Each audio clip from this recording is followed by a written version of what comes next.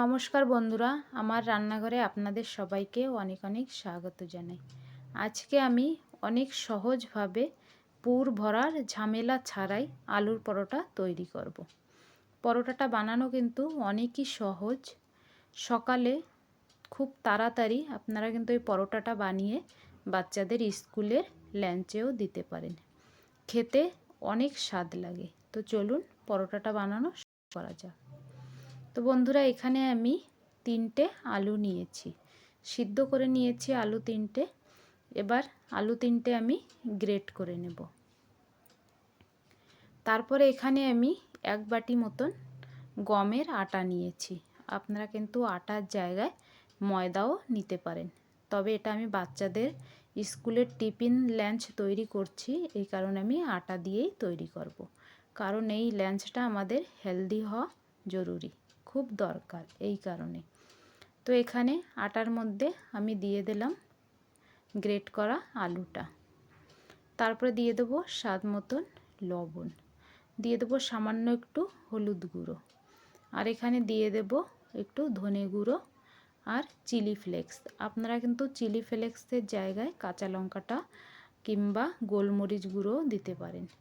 আর এখানে আমি দিয়ে দিলাম কিছু জোয়ান হাতে ডলে, তাহলে খুব সুন্দর একটা ফ্লেভার আসে, আর এটা কিন্তু হজমের জন্য খুব ভালো। তারপরে কিছু কেটে রাখা ধনে পাতা দিয়ে দেব।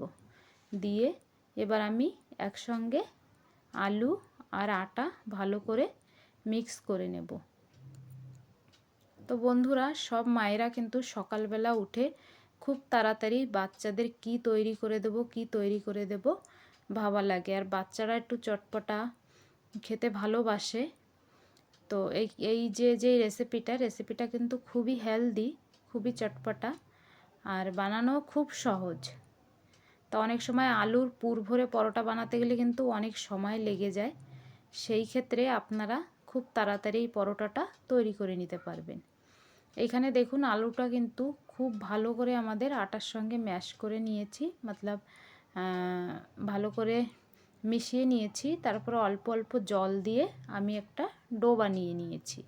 দেখুন এরকম একটা সফট ডো বানিয়ে নিতে হবে।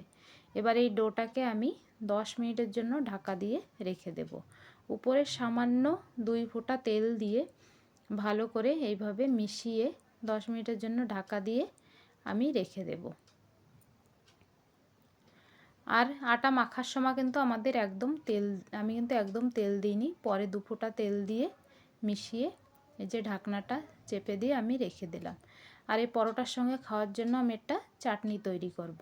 এই জন্য আমি 2টো পাকা টমাটার কেটে নিয়েছি, লঙ্কা নিয়েছি, শুকনো লঙ্কা, রসুন আর কিছু কারি পাতা নিয়েছি। আজকে আমি কাঁচা টমাটারেরই চাটনি তৈরি করব। তো দেখুন টমাটারগুলো আমি মিক্সিং জারে দিয়ে দিলাম। এবার লঙ্কা, রসুন, কারি পাতাটাকে আমি একটু ভেজে নিয়েছি, আর ওই ভাজা তেলটাও আমি এর মধ্যে দিয়ে দেব এইভাবে। আর সামান্য একটু লবণ দিয়ে, স্বাদ মতন লবণ দিতে হবে।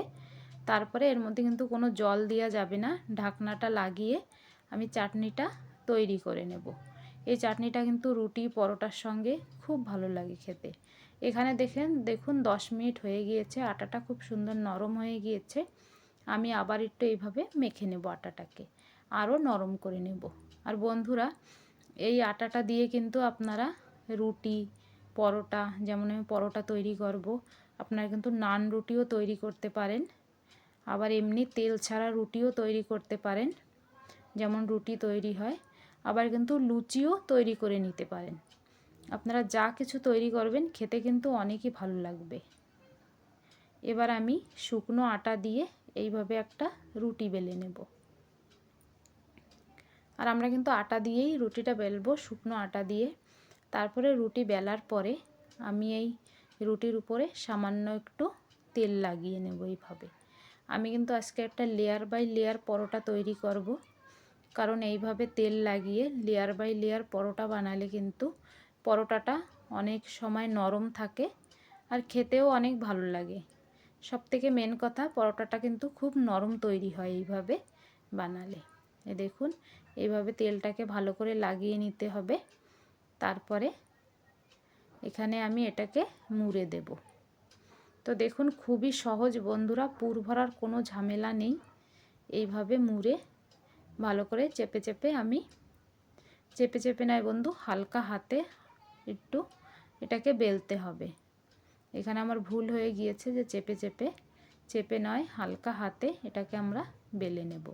আর এই সময় বেলার সময় কিন্তু কোনো শুকনো আটা দেওয়ার দরকার নেই। এতে আমি তেল লাগিয়েছিলাম, ওই তেলেই খুব সুন্দর বেলা হয়ে যাবে। আর চাক্কি বেলানে কিন্তু একদম পিঁড়িতে লেগে যাবে না রুটিটা। এরকমভাবে বেলে নিয়েছি। আর এই রুটিটা এই পরোটাটা আমি বানাবো লোহার তাওয়ায়। তো এখানে একটু সামান্য তেল দিয়েছি তাওয়ার উপরে 1-2 ফোঁটা। তারপরে আমি এই পরোটাটা দিয়ে দেব। গ্যাসের ফ্লেমটা এই সময় আমি লোতে রেখেছি। লোতে রেখে পরোটাটাকে আমি উল্টে পাল্টে ভালো করে ভেজে নেব। আর এই খুন্তি দিয়ে একটু চেপে চেপে ভাজতে হবে, তাহলে কালারটাও সুন্দর আসবে, ভাজাটাও কিন্তু সুন্দর হবে, পরোটাগুলো ফুলবেও কিন্তু ভালো। তো আমি কাছ থেকে দেখাচ্ছি, পরোটাটা কিন্তু ধীরে ধীরে দেখুন ফুলছে আর কি সুন্দর এর একটা রং এসছে। এইভাবে চেপে চেপে ভাজলে পরোটাটা কিন্তু সুন্দরভাবে ভাজা হয়ে যায়। তারপরে যখন 2 সাইডে ভালো করে একটু ভাজা হবে, তখন আমি এখানে অল্প অল্প করে তেল দেব। তেলের পরিমাণটাও কিন্তু এখানে বেশি দেওয়া যাবে না, অল্প অল্প করে দিয়ে পরোটাটা ভেজে নিতে হবে।